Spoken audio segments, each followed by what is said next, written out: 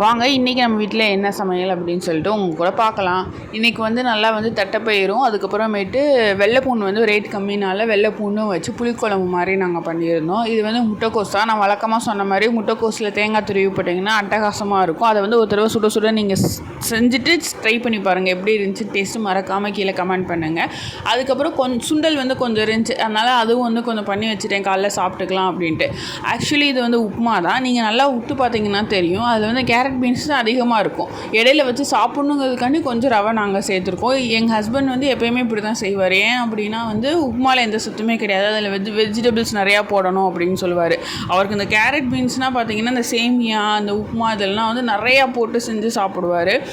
போட்டுவிட்டு அப்புறமேட்டு தேங்காய் சட்னியும் கொஞ்சம் அரைச்சி வச்சுருந்தார். அதை வச்சு நாங்கள் சாப்பிட்டோம். காலைல வந்து என் ஹஸ்பண்டுக்கு தான் நான் வந்து எடுத்து கொடுத்துட்டு இருந்தேன். எப்படி இருக்குது நீங்கள் ஃபஸ்ட்டு சாப்பிடுங்க அதுக்கப்புறம் நான் சாப்பிட்றேன் அப்படின்னு சொல்லிட்டு.